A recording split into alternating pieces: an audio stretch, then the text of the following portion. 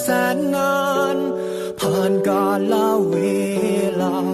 แต่คิดขึ้นมาเมื่อได้แล้วใจเยี่ยมอยู่ที่ห้อง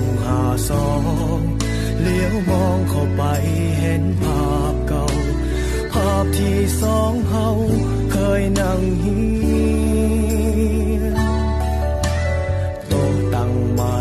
เก่าๆที่เฮาเคยใส่นั่งขีดเขียนข้างฟ้าห้องเฮียนเขียนว่า